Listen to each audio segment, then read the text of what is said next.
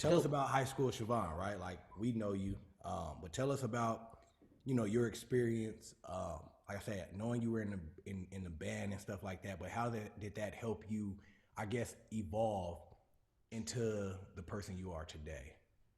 Right. Yeah. So it's crazy because I so in high school, I've been playing the flute since middle school, since like the third elementary school actually, since like the third grade. So going to a place like Helix was, I mean, if I say so myself, Helix was pretty popping when we was there. Amazing sports program, clearly. Look at Jamar. I mean, come on. But in general though, I have two older brothers. Where we're all from Southeast, lived in Southeast. My second to oldest brother is, literally just recently incarcerated, just got out of prison. He banged. So me going to Helix meant a lot more than just me going to high school, right? Before I got there. And I think the important part about sort of me mentioning that is I got to Helix and I had a number of paths in front of me that I could have took, a number of choices I could have made, good or bad. I decided to walk my own path. I decided to stand in my own truth and be a leader and not a follower.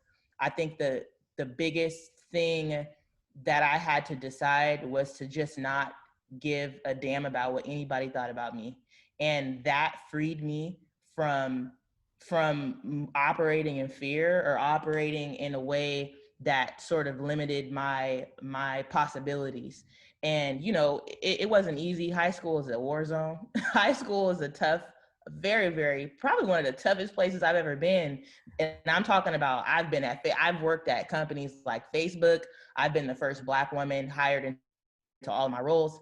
I've been on Euclid and Federal and Imperial. I've been in some tough places, okay?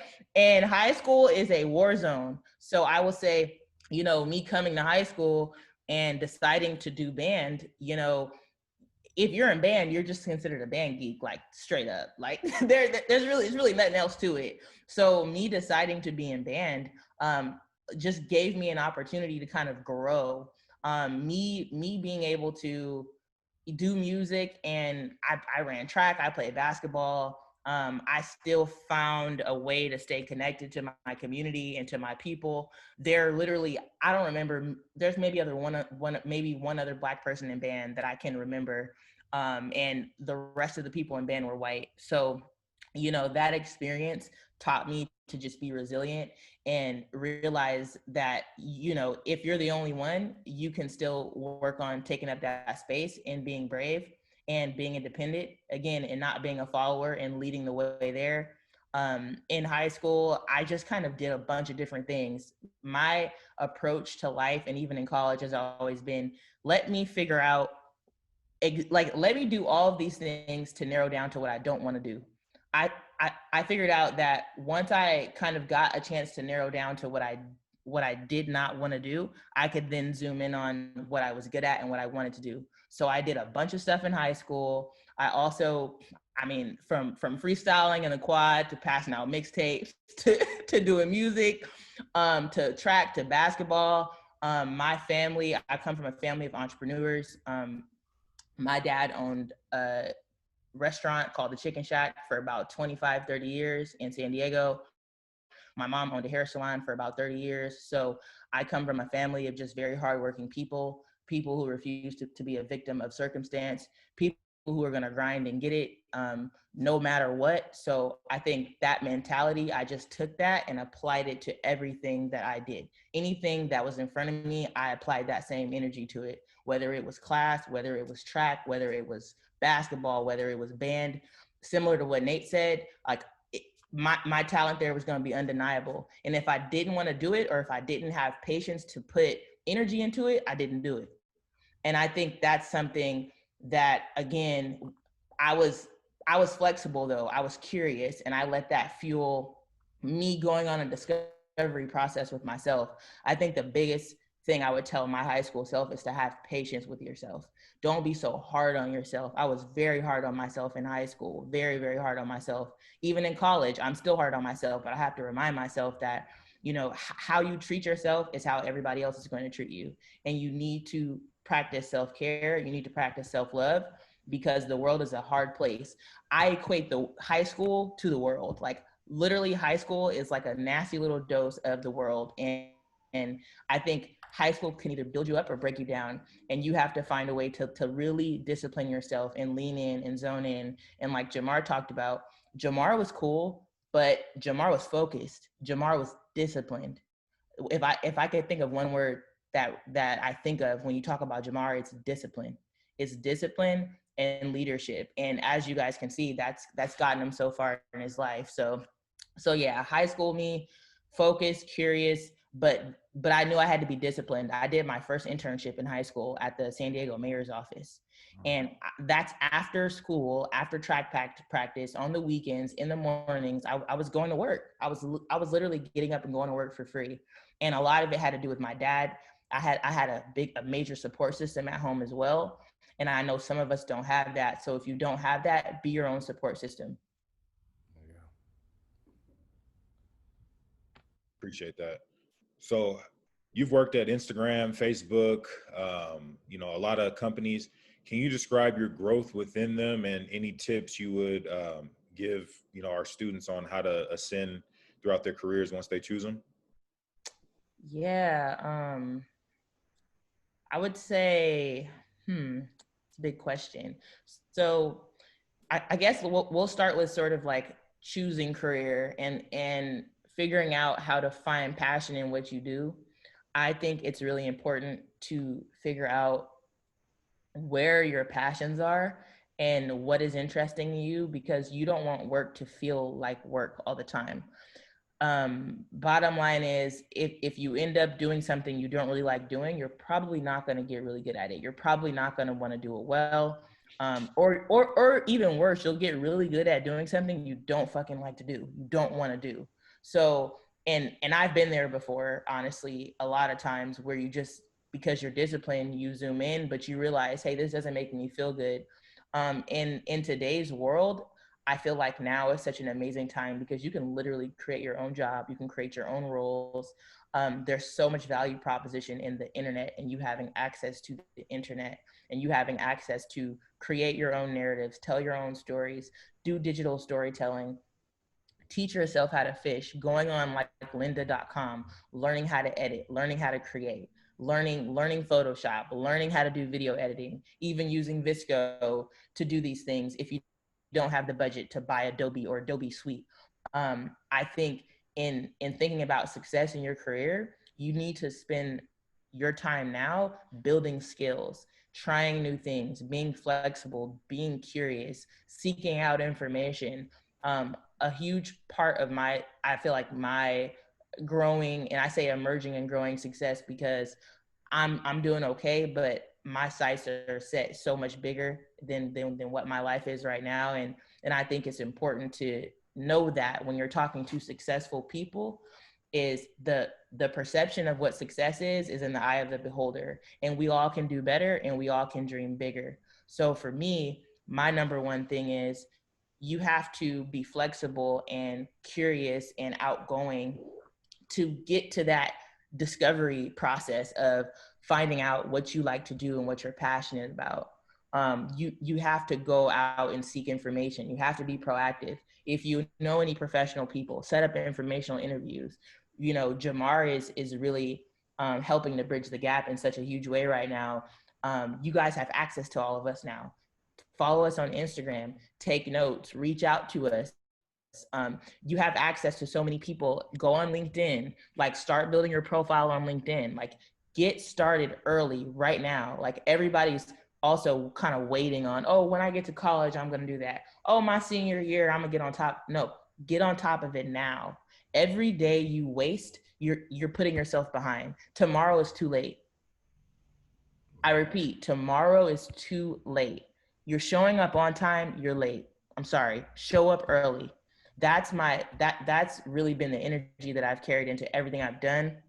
And in my career, and having to climb this ladder at these places, for me, outside of just hustling, I try to approach problem solving through a lens that nobody else can, thinking outside of the box. And the only way you can build those skills is if you are a self-learner, you're a self-teacher. You can't be waiting on anybody to come save you. Nobody's coming. Don't wait on somebody to come teach you. Nobody's coming. Don't wait for somebody to come tell you what to do. Nobody is coming.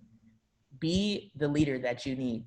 Like, that's the biggest thing I can tell you, because a lot of us, the environments we grow up in, the neighborhoods, if we left it up to that, we would probably be dead in jail or like somewhere off miserable.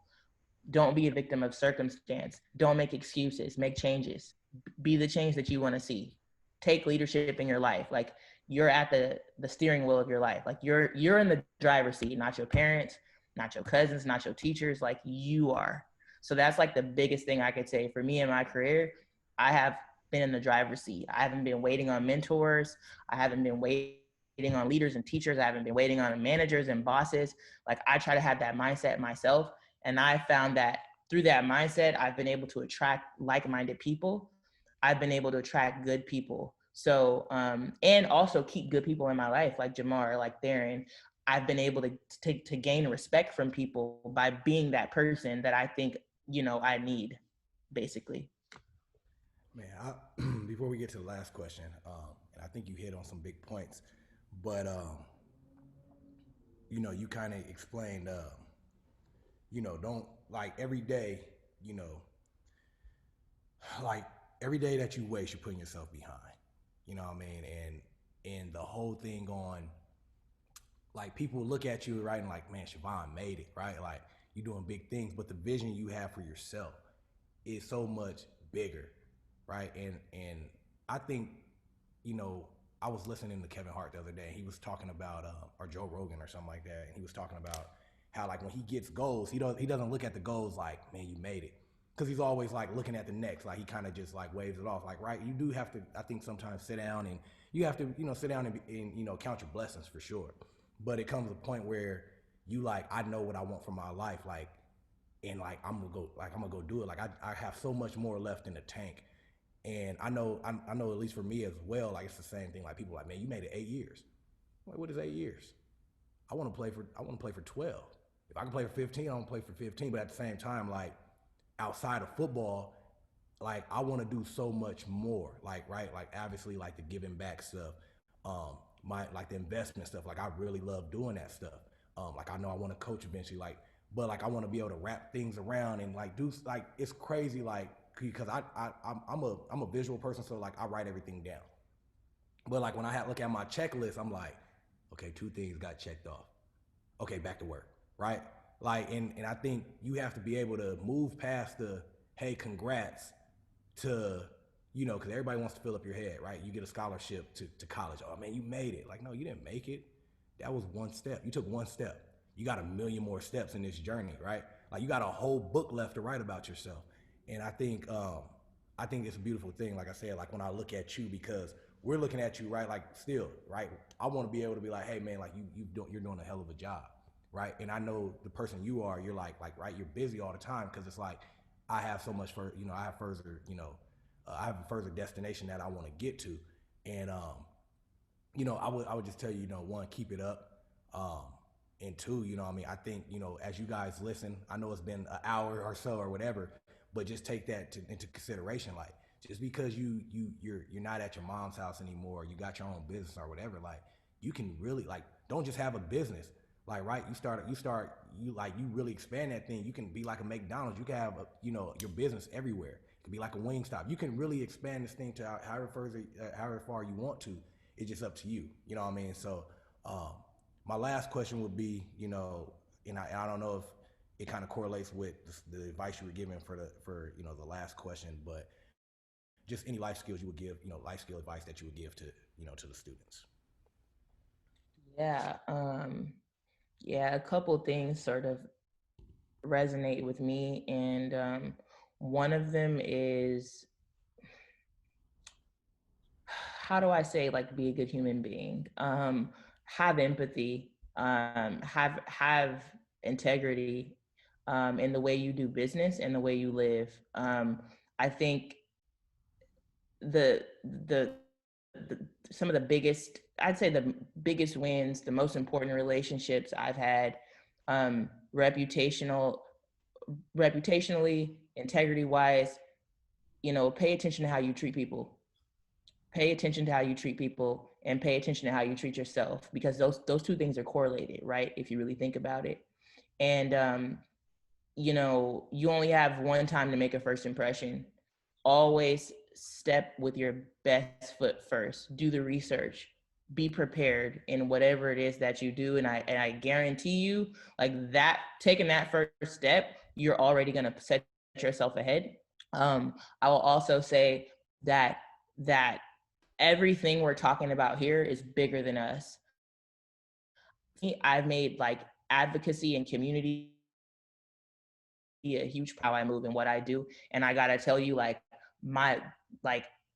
regardless of sort of what you believe in, whether it's the universe, whether it's karma, I will say that like I have gotten my blessings back in so much abundance from just a good human and moving with integrity and respect and figuring out how to give back every step. Every step I take, I reach back to give back. Every ladder I climb, every inch I gain, I look around to see how can I help bring people with me? How can I help push the needle for other people? What can I do to help? People think I gotta get famous. I don't have anything to give. I have to get famous first. I gotta pop off. I need to be verified on IG. I gotta get signed. I gotta get this scholarship. I can't help my family. I can't help my friends. You can. You have everything to be able to give a little every step of the way. Just make sure you're giving back every step of the way so you can continue to receive in abundance. Like that thing. And then the last thing I'll say is, like Nate and Jamar and everybody has said, like discipline. At the end of the day, that's the only thing that separates the okay from the great, the failure from success is discipline. I don't know if you guys have heard of the 10,000 hour rule. If you do something long enough, you will get really, really good at it. That's just period, point blank. Stay curious, stay outgoing, like give yourself time, be patient with yourself, go on a process of discovery, but just be disciplined, be serious. Like the same thing you want to get out of what you're doing, put that into it.